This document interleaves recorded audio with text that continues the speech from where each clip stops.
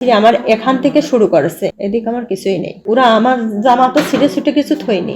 যার সাথে আমার বিয়ে হয়েছিল তাদের সাথে আমার শত্রুতা, তারাই আমার হুমকি দিচ্ছে, তারাই আমার নিয়ে এটা করছে। ওনার বুকে বেশ কিছু জায়গায় ক্ষত চিহ্ন আছে এবং ওনার প্রাইভেট পার্টে ক্ষত চিহ্ন আছে। 7টার দিকে আর কি ওই ভোজন বাড়ির ওই রেস্টুরেন্টে যাই। ওখান থেকে আমি কফি খাই একটা, খাইয়ে আমি রাস্তার পাড়ে এসে গাড়ির জন্য দাঁড়াই থাকি। পরে আমি রিক্সা পাইনি, এইভাবে পিলারের পর হাত দিয়ে পিছন দিকে হয়ে দাঁড়ায় রয়েছি। এর মাঝে দেখা গেল একটা হাইস গাড়ি। ওরা আমার পিছনের থেকে ব্যাক করে এইভাবে গাড়ির ভিতর উঠায় ফেলছে, ধাক্কা দিয়ে উঠাই। আমার দুইজন হাত ধরেছে আর একজন মাফলার দিয়ে চোখ মুখ এইভাবে করেছে।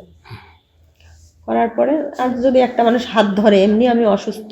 পরে হচ্ছে গে ওরা আমার জামা তো ছিঁড়ে ছুটে কিছু থইনি, মানে ওরা জামা টাইনে টুনে ছিঁড়ে আমার এখান থেকে শুরু করেছে, এদিকে আমার কিছুই নেই। হ্যাঁ, একজন এটা করার চেষ্টা করেছে, একজন। তবে আমার এই সব জায়গায় দাগ আছে এখনো, খানছনো লাইথানো।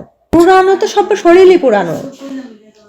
ছবি তুলছে দেখেন, সব্য শরীর পুরানো যন্ত্রণায় মরে যাচ্ছিলাম। আমার চিনতে পারিনি, তবে আমার নাজমুল কামরুল খন্দকার, যার সাথে আমার বিয়ে হয়েছিল, তাদের সাথে আমার শত্রুতা, তারাই আমার হুমকি দিচ্ছে, তারাই আমার নিয়ে এটা করছে।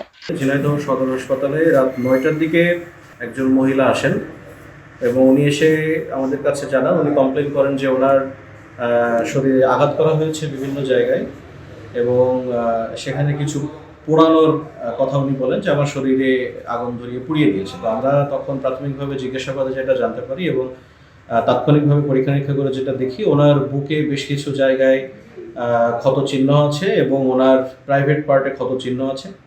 এবং প্রাথমিকভাবে তার কাছ থেকে জিজ্ঞাসাবাদে আমরা যতটুকু জানতে পারি যে ওনাকে 2-3 জন ব্যক্তি মিলে, অজ্ঞাত, ওনাদের নাম উনি বলতে পারেননি, 2-3 জন ব্যক্তি মিলে ওনাকে শারীরিকভাবে নির্যাতন করেছে এবং প্রাথমিক চিকিৎসার জন্য আমরা তাকে তাৎক্ষণিকভাবে আমাদের এখানে হাসপাতালে আমরা তাকে ভর্তি করি এবং বর্তমানে সে সর্বপ্রকার চিকিৎসা পাচ্ছে আমাদের এখানে। এবং পরবর্তীতে আমাদের গাইনি যে স্যাররা আছেন, ম্যাডামরা আছেন এবং আমাদের যে সার্জারি স্যার ম্যাডামরা আছেন, তারা পরবর্তীতে পরীক্ষা নিরীক্ষার মাধ্যমে আরও বিস্তারিত দিতে পারবে।